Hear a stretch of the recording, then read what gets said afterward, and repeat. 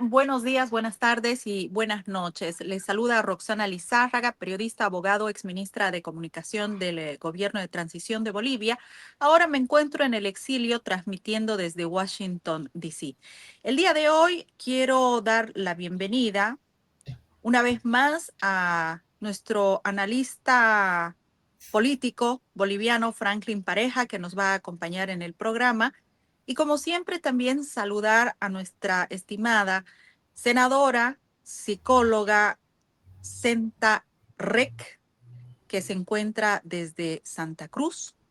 Tengo que decir que personalmente creo que este programa es muy importante para todos los bolivianos, porque en Bolivia se vive una crisis profunda que necesita de la ayuda de todos los bolivianos y que tomemos en serio lo que está pasando en nuestro país, que, bueno, vive por 20 años en un régimen. Senta Rec. Bueno, un saludo especial a Franklin. Un placer volver a tener la opinión de él. Un abrazo, Roxana, también, desde acá, desde Santa Cruz hasta Washington.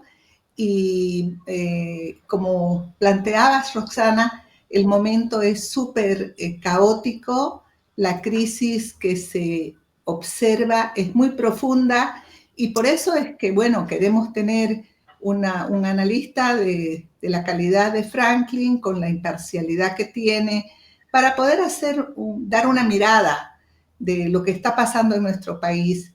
Creo que es fundamental poder mostrar un poco cuáles son las causas y justamente también las consecuencias que puede tener la presente crisis que estamos viviendo, que no es solamente económica, es económica, lógicamente, y eso es gravísimo, pero también es una crisis política, social, es multidimensional.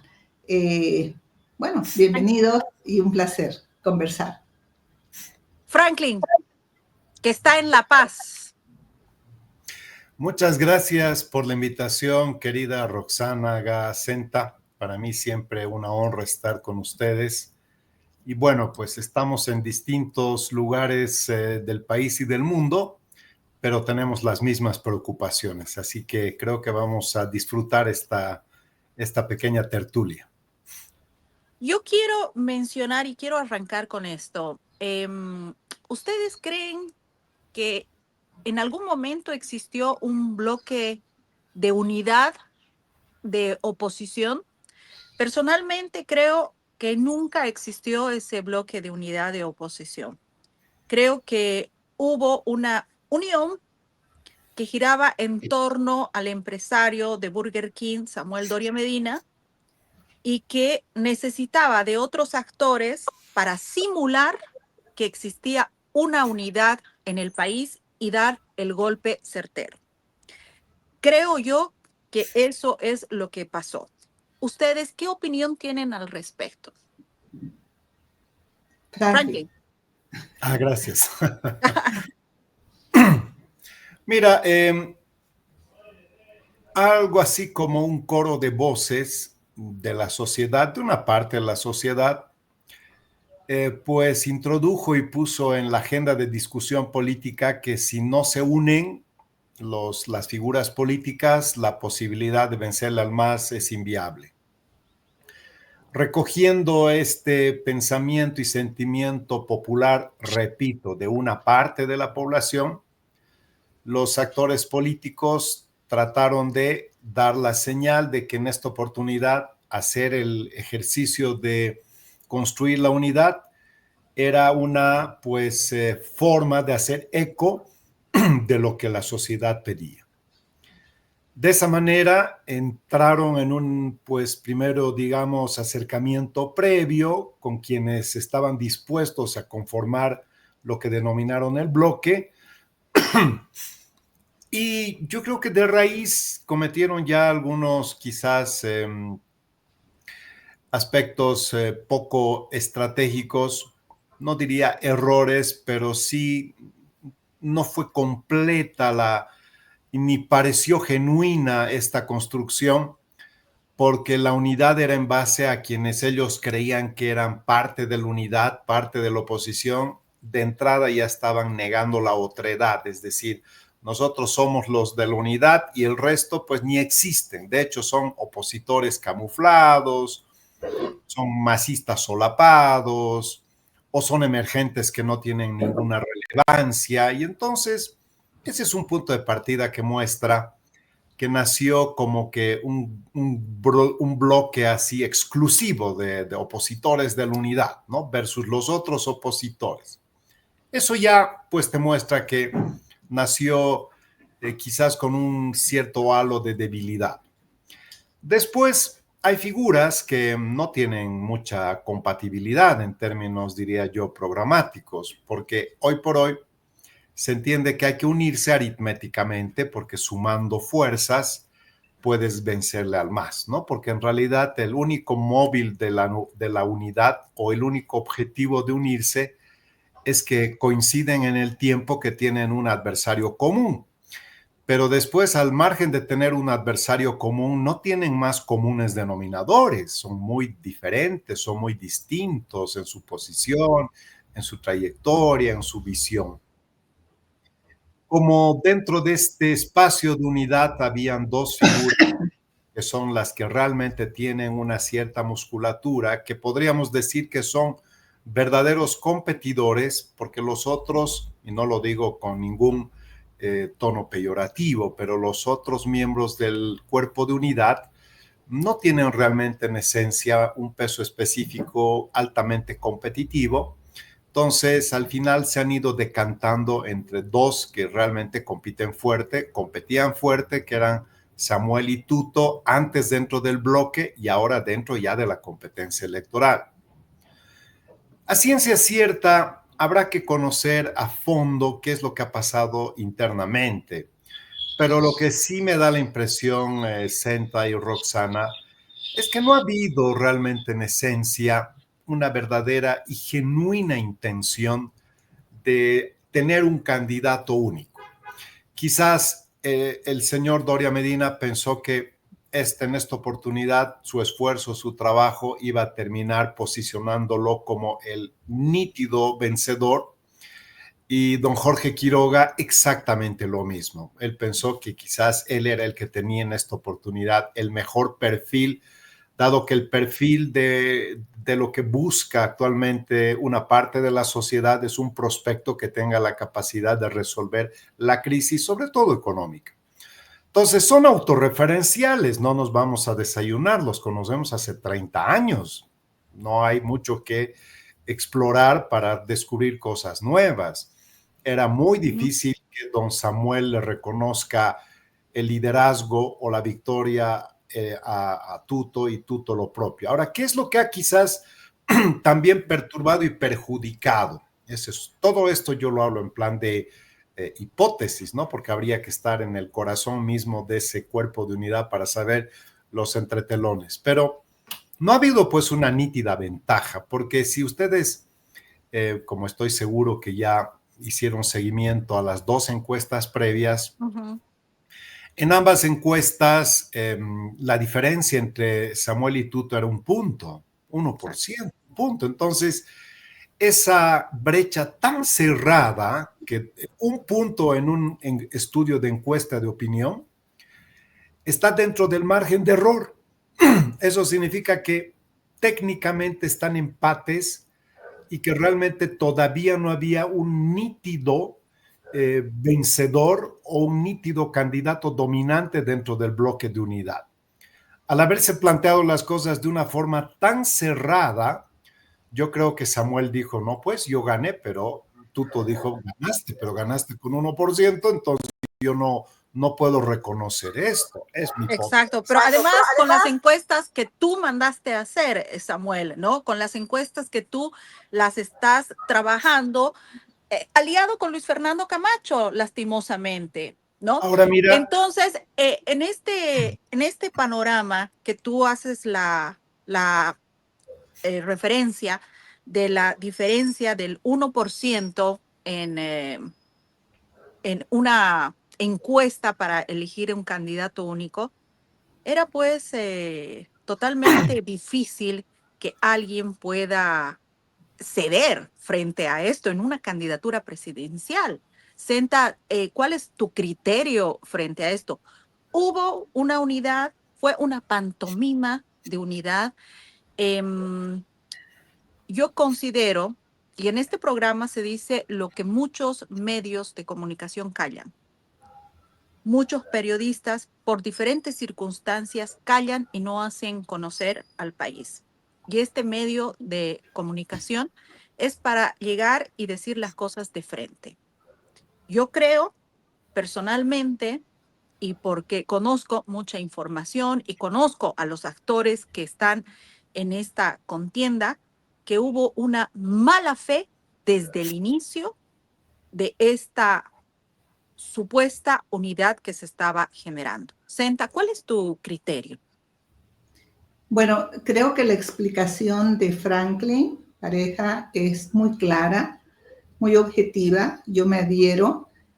Pienso que esas son las situaciones por las cuales podemos decir que no se construyó realmente una unidad, que se pretendía, que hubo un eslogan, que hubo definitivamente una consigna, yo diría, queriendo generar una aspiración del pueblo boliviano para ganar esta contienda electoral en un momento tan complicado. Y que bajo esta consigna se están cometiendo mayores errores, creo yo, ¿no? Eso agregaría, porque continúa definitivamente repitiéndose, incluso desde algunas instituciones que yo respeto mucho, como el Comité Pro Santa Cruz, que están permanentemente prometiéndole al pueblo boliviano que va a haber unidad de una manera o de otra, como si la unidad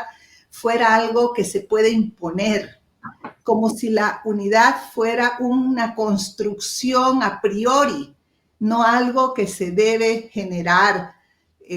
Sin embargo, los mecanismos para generar la unidad no han aparecido hasta ahora, no existen.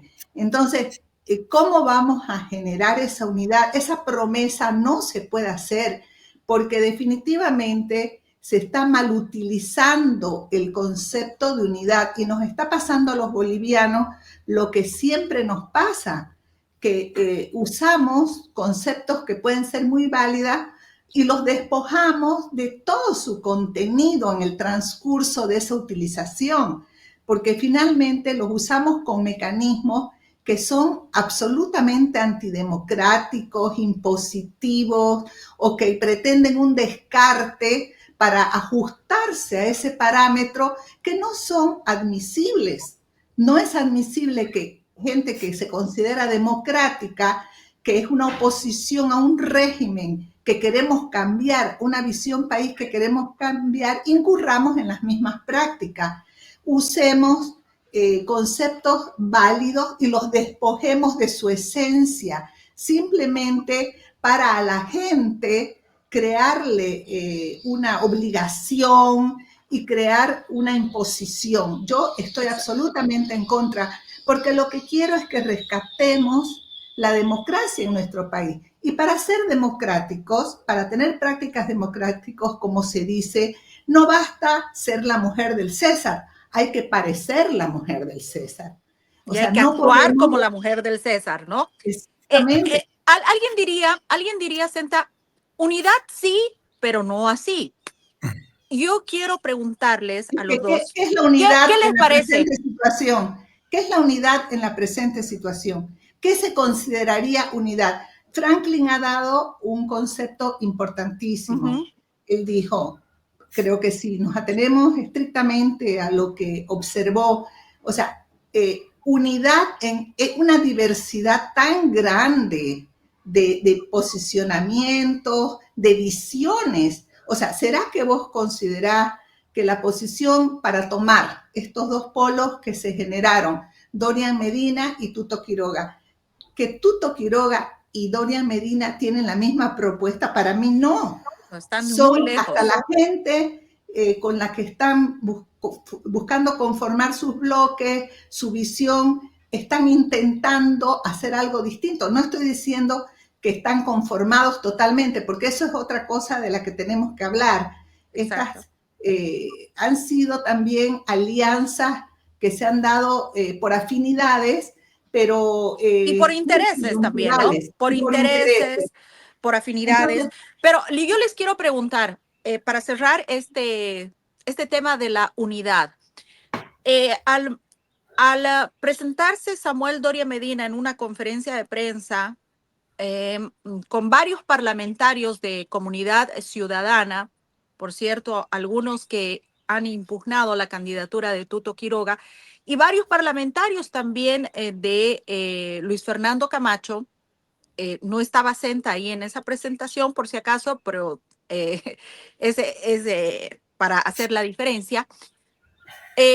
Samuel Doria Medina está tratando de posicionar la candidatura de unidad, o sea, posicionar en los medios de comunicación como que Samuel Doria Medina es el candidato del bloque de unidad, ¿no? Lo he visto en medios de comunicación, lo he visto en una publicación que hace nuestro amigo Virginio Lema del Búnker, donde dice el candidato del bloque de unidad, Samuel Doria Medina, la.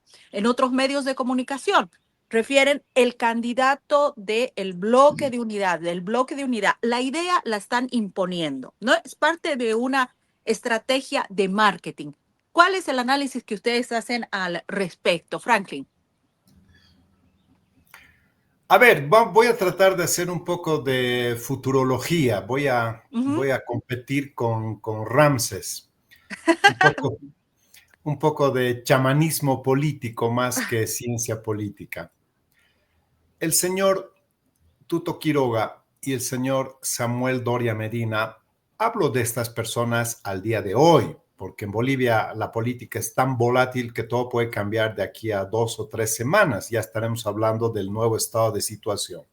Pero así como están echados los números, aparentemente están condenados a entenderse. Antes de la elección o después de la elección. Porque cualquiera que sea autoridad, digamos, presidente, si no es el movimiento al socialismo, no tiene ninguna chance de tener viabilidad política y sostenibilidad económica, porque hay que hacer reformas estructurales de alto calado que tienen que ver con la economía, con la constitución y con la reingeniería estatal. Entonces, para eso, tener 20%, 30% de la asamblea no es suficiente. De tal manera que estos caballeros, aparte de los que pueden también tener cierta musculatura y crecimiento este tiempo, en algún momento van a volver al punto de intersección, porque eso se llama gobernabilidad para generar gobernanza. De tal manera que hoy por hoy están compitiendo porque en su cabeza no debe estar la idea de quién va a ser el candidato. Yo creo que si don Jorge Quiroga hoy por hoy está de candidato, no está pensando en ser candidato. Ya es candidato y tengo la impresión que siempre pensó que él iba a ser candidato con unidad, sin unidad, con encuestas o sin encuestas. Entonces, en su cabeza, él era candidato y así lo dijo. Y el señor Samuel Doria Medina, exactamente lo mismo. Yo creo que esto ha sido una pérdida de tiempo porque ha fallado la metodología. Resulta que las encuestas al final no han sido el método más adecuado para encontrar puntos de intersección. Con lo cual ahora tenemos 2 candidatos, han hecho estallar por los aires este bloque de unidad. Yo no sé a ciencia cierta, confieso, quién tiene más o menos responsabilidad, pero al final la responsabilidad genera corresponsabilidad no solamente de los 2 candidatos, sino de todos los que forman parte del bloque, porque hay que pensar en clave de bloque, ¿verdad? Así que yo te podría decir que hay en este momento un proceso de articulación interna dentro del movimiento al socialismo que está tratando de encontrar su tabla de salvación, porque 20 años no solamente están, yo creo que preocupados por perder sus intereses, que yo creo que eso es lo que menos les importa, sino porque conozcamos los bolivianos qué es lo que han hecho en estos 20 años. Senta, ¿tú quieres decir algo al respecto Me sobre...? parece importante concluir este tema bien, ¿no? Ujú. Lo que pasa es que yo estoy dentro del Parlamento y en ese sentido puedo acotar a lo que dice Franklin. Los bloques que se conforman, luego cuando llegan al gobierno, al Parlamento, no todos van a responder a lo que la oposición creía que era en realidad la propuesta inicial. Se fragmentan y, por ejemplo, en este momento, mucha de la gente que incluso está yendo con alguno de los candidatos, eso yo te lo puedo asegurar, Franklin, han estado votando a favor del más que de la visión de la oposición. O sea, inmediatamente llegaron al Parlamento, se realinearon. Entonces, esto es muy importante, son sutilezas que la gente no está viendo. Y yo me doy cuenta que en Bolivia se habla muy por encima, muy superficialmente de las cosas, en la epidermis. No se va a ver lo que pasa realmente en la vida real de la política, en la real política. En la real política, incluso esta gente que está siendo reciclada actualmente como candidatos de nuevo al Parlamento, son personas que han estado más cercanas al movimiento al socialismo que a la visión país de una oposición. ¿Cómo un candidato va a volver a reciclar toda esa gente? ¿A qué santo? ¿Con qué seguridad? No entiendo. Entonces, eso es lo que yo no estoy entendiendo de estas incongruencias que hay. Y de la planadora que pretende decir unidad por unidad como una consigna. Yo estoy de acuerdo de que en la medida de lo posible, lógicamente que necesitaríamos una oposición comprometida con sus propuestas, hasta el extremo de decir siempre vamos a conciliar entre las fuerzas de oposición para poderle darle a este país una viabilidad. Eso es lo que se requiere. Pero no pasa así, porque las mismas cabezas de los partidos que fueron dan luego instructivas que son incomprensibles, porque a veces están más alineadas al partido de gobierno. Entonces, ¿qué priman en Bolivia? Los intereses, la situación coyuntural, personal. Todas esas cosas hay que verlas, ¿no? Yo en esas sutilezas que son tan reales, tan profundas para lo que viene para adelante, es que digo que es bien difícil construir un bloque, a menos que los compromisos pues sean inalienables y no sé de qué manera se amarren con conjuros, ¿no? Y por eso es que yo no sé a dónde tenemos que acudir, pero me parece que es importante que las instituciones que están en este serio esfuerzo, porque considero que es de buena voluntad de hablar de la unidad, no se dejen utilizar para que la unidad sea una consigna que allane el camino de cosas que pueden ser muy complicadas a futuro, ¿no? Porque podemos hacer que la situación para Bolivia empeore. Porque definitivamente hay que fijarse también a quiénes se lleva, quiénes van a tener asiento en el Parlamento. Eso es fundamental. Las figuras presidenciales creen que van a llegar sine qua non. En Bolivia no se sabe nada, pero los asientos parlamentarios sí van a ser seguros y esos van a estar el periodo de legislativo y van a definir un montón de cosas, mandados o no, a veces Exacto. por encargo de las cabezas y a veces por motus propios. Entonces, sin embargo, no nos fijamos en eso, no importa que vaya a la cabeza, los demás como si se acomodaran, no son soldaditos de plomo. Esas cosas creo que son las que hay que analizar, incluso con las instituciones que están proponiendo una unidad a secas sin consideración de todos estos aspectos. Estoy de acuerdo, estoy totalmente de acuerdo. Y agregar algo más. En este tiempo, Bolivia necesita trabajar una política seria, incluso de selección de los parlamentarios. No puede existir una monarquía, no pueden ir, por ejemplo, candidatos a los diferentes curules que sean hijos de algunos políticos o quienes han estado en gobierno. O sea, están primando incluso esta situación familiar. No es hereditario, el poder no es hereditario, a eso me voy. ¿Qué tan importante, Franklin, es que podamos ser mucho más transparentes en esto y la necesidad de tener gente seria en el Parlamento y no equivocarse, porque hay muchos parlamentarios también que obedecen a ONGs, trabajan con los capitales de Soros, que es un enemigo para los países que tienen democracia, porque él trabaja con el socialismo del siglo XXI. Franklin.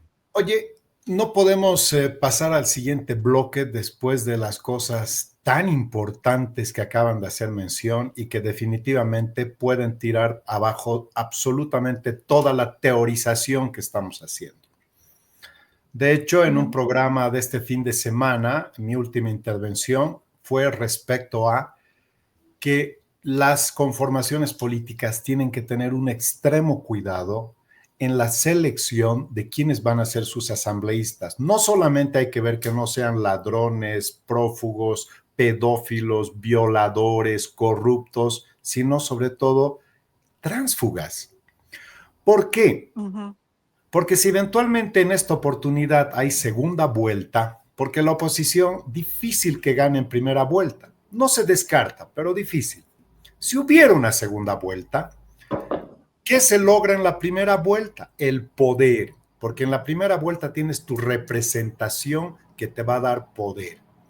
Pero si esa representación se fractura, se desportilla, es decir, cambia completamente la correlación del mandato popular. Si una fuerza pierde 20% de sus asambleístas, el mandato popular ha sido desconocido y es el mayor crimen a la democracia ser un tránsfuga, porque la población te ha buscado por algo, ha votado y te ha depositado su confianza por algo en particular. Entonces, ¿qué sucede en el momento del armado? Porque ahora están armando, ¿no? Porque esto de las siglas que están, hay un mercado que se ha creado que es un mercado electoral, donde el producto en venta son siglas o en alquiler o en renta y donde los oferentes son los candidatos. ¿Qué se está jugando? Se está jugando la composición de la correlación. Yo voy a meter 20% de diputados, 5 senadores. Eso no ha cambiado, no va a cambiar lamentablemente, por lo menos en un buen tiempo. Pero además, muchas personas adquieren su posibilidad de ser parte del armado en base a qué? Pues a financiamiento, ¿no? Porque las fuerzas políticas, la campaña es muy cara. Hacer política y quienes han hecho trabajo de campo saben perfectamente que no es pues, no llueve del aire, hay que hacer esfuerzos personales, esfuerzos materiales, esfuerzos económicos, y en un momento de esa presión, las candidaturas al final resignan calidad por financiamiento. Hay diputaciones que nadie está dispuesto a invertir y de pronto viene uno, yo quiero ser diputado, voy a invertir en mi campaña, pero no tiene una correa de transmisión de compromiso con el liderazgo, con el partido, ni siquiera tiene una compatibilidad con la misma fuerza política, pero ocupa un espacio y después en la segunda etapa, que ya es el ejercicio mismo, se producen las escisiones al margen de las malas artes que utiliza el régimen, que va y fractura las oposiciones con cosas que ya sabemos que son deleznables. Esa parte es crucial. Y si a futuro hay una composición numérica inicial, el punto radica en que el primer deber que tienen que hacer es mantener cohesión para mantener esa correlación. O sea, lo que dice Senta es real. Después llegas a la Asamblea Legislativa y pierdes 20% de tus representantes, 30%, y entonces todo lo que fue inicialmente diseñado y todo lo que fue determinado por el voto popular se desdibuja completamente y se construye una nueva configuración. Este es otro de los desafíos que tienen que tener en el armado quienes ahora mismo están en la competencia. Senta. Bueno, me parece que por ahí viene, ¿no? Realmente las observaciones que hay que hacerlas. Y bueno, yo personalmente voy a hacer mi esfuerzo, ¿no? De visitar algunas instituciones para prevenirlos sobre esta situación, por mi propia experiencia, por el deseo que tengo que las cosas se hagan de la mejor manera y que no incurramos en errores voluntarios o involuntarios que pueden ser gravísimos para el país. Pero más de eso no podemos hacer. En todo caso, creo que las advertencias y el análisis son muy claros, y lo que a mí me llama la atención más ostensiblemente es que gente que no respondió al voto que le dio el ciudadano, ahora está de nuevo en las listas. Y vos decís, ¿esto qué es? ¿De qué se trata? O sea, ¿por qué esto ya está comprobado? Si hay algo que está comprobado, quiere decir que ya no es un error, porque un error de apreciación puede ser la primera vez. Quiere decir que hay una intencionalidad de hacer las cosas de una manera tal que se usen eslogans solamente para llegar, tratar de llegar, sin importar en realidad sustantivamente que cambien las cosas en el país. Y eso sí que es preocupante. Y yo creo que las instituciones a nivel nacional deberían ofrecer a las personas que deban ir a esas listas para que sean representantes en la asamblea. Hacer una evaluación ya no es suficiente. No podemos en política, en este tiempo tan delicado en Bolivia, que ha sido tomado por un régimen socialista internacional. A los socialistas del siglo XXI les interesa que Luis Arce, frente a todo, se quede en el poder. Y les interesa tener una oposición como la que tenemos. Creo que las personas tienen que ser evaluadas no solamente por una trayectoria de preparación, sino también por el sentido de valores que tiene en su vida, que se debe evaluar eso, y no que parezcan, sino que sean. Y también que no se pongan candidatos como a las diferentes diputaciones o senaturías porque sea el hijo de fulano de tal, porque eso no se hereda. Si son personas que reúnen todos los requisitos, son capaces, competentes, sí. Pero si A son ver, personas... Roxanita, creo que hagamos las cosas bien, ¿no? Ese debe ser la consigna. No, la unidad no es un bolleo ni meter a la fuerza gente. O sea, lo que debemos hacer es que, en primer lugar, hay que mirar claramente quiénes van a estar en el Parlamento. Esos son los que van a llegar seguro, los que van a estar. Los que van a estar los 5 años del próximo gobierno. No sé si las cabezas van a llegar o qué va a pasar, pero en todo caso los parlamentarios sí van a estar. ¿Y por qué entonces no se le presta atención a esa selección? ¿Por qué la situación tiene que venir? O sea, miramos el caudillo, la cabeza, seguimos en el caudillismo. Nos quejamos permanentemente. Hay una campaña de desprestigio impresionante contra el órgano legislativo. Todo el tiempo la culpa de todo lo tiene el legislativo, pero parece que a propósito llevan un legislativo así, para que ocurran todas estas cosas que ocurren. Entonces, ¿para qué rasgarse las vestiduras? Este es el momento de tratar de hacer las cosas bien. Hay que elegir quiénes tienen que estar y quiénes son las personas que pueden tener consistencia y que pueden responder justamente a esa propuesta país por la que se debe hacer una unidad. No es una unidad por caras, es por una propuesta país a la que debe obligarse que la gente responda por toda su gestión. Creo que no hay mayores cosas que decir al respecto, y este sería un aspecto fundamental, ¿no? Bueno, así es. Ha sido un gusto. Ha sido un gusto, hemos llegado al final de este programa. Todavía hay una segunda parte. Franklin. Hay una segunda parte, pero era importante desarrollar este aspecto. No, pues yo creo que es definitivamente medular lo que acabamos de hablar, porque al final todos los esfuerzos que se vienen realizando a veces desde el gabinete, desde el escritorio, se derrumban en la cancha por este tipo de inconductas que en realidad son, como dice Senta, no controlables, pues es tan difícil controlar la conducta humana que quizás habría que pensar normativamente, ¿no? Porque el transfugio está sancionado. El tránsfuga pues deja el curul y el curul le pertenece a la fuerza política. ¿Cuándo has visto que un tránsfuga ha sido sancionado? Todo lo contrario, son protegidos, porque claro, esos tránsfugas han virado en favor del régimen. Entonces, también quizás habría que introducir algún elemento de seguridad que deberían tener las fuerzas políticas el momento de establecer un compromiso con los que van a ser sus representantes. No sé si esto forma parte quizás de un exceso en el plano de los derechos constitucionales, pero habría que analizar que tendrían que haber cláusulas de seguridad el rato que una persona quiere ser parte de un proyecto político, tiene que tener pues, una cierta, no obediencia, pero sí consecuencia y compromiso con lo que está haciendo y le está proponiendo a la población. Porque si yo entro con una, digamos, estela de reformas en el plano de la lucha contra la corrupción, no puede ser que cuando ya esté en el ejercicio sea un socapador de la corrupción.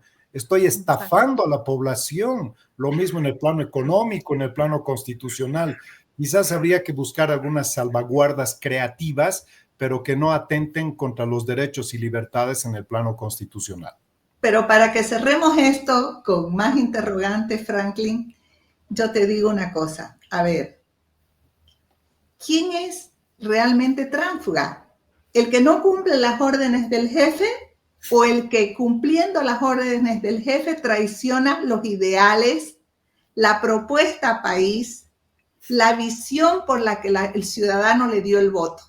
Entonces, es que este es un problema no menor, porque claro, a veces, claro, o es que sea, técnicamente el traidor es traidor, pero puede seguir en la conformación política. El tránsfuga es el que se pasa de bando, el que va a otra fuerza política, sigue los intereses de otra fuerza política y tiene correa de transmisión con las autoridades políticas de otra fuerza política. Como ves, es bien complejo, bien difícil determinar desde un punto de vista técnico-jurídico la condición del tránsfuga. Para eso, los partidos deberían tener la posibilidad, por eso incido nuevamente en esto, si es que hubiera algún candado normativo, de que el momento en que tú decidas ser parte de ese partido, parte de una candidatura, establecer un compromiso no verbal, sino institucional, de manera que el curul, si nota que tú tienes una inconducta en el marco de tus reglamentos, tu posición política y el plan que has ofrecido a la población, reclame ese curul. Eso podría quizás incidir un poquito más, pero claro, si uno agarra y vota a favor del otro, es bien difícil pues determinar primero su voto porque muchas veces es secreto y segundo, ¿qué le vas a decir? Él te puede decir es objeción de conciencia, eso también es un derecho. La objeción de conciencia es decir, oye, yo no estoy de acuerdo con lo que está haciendo el partido está diciendo que hay que bajarle la pena a los violadores, yo no estoy de acuerdo con eso, ¿viste? Ahí puede Exacto. surgir una objeción de conciencia. Y Todo también, eso hay que modular. y yo también sugeriría que exista otra cláusula para los jefes de partido, que los jefes de partido tienen que cumplir con lo que han prometido y tienen que cumplir con las bases que han ofrecido. Y el momento en que empiecen a desviarse, a transar, a ponerse de un lado o ver solamente por sus intereses personales, también puedan ser sancionados. Hemos llegado al final de este gran programa y tenemos que seguir hablando y tomarnos tiempo para hablarle al país sobre lo que realmente nos espera en los próximos meses.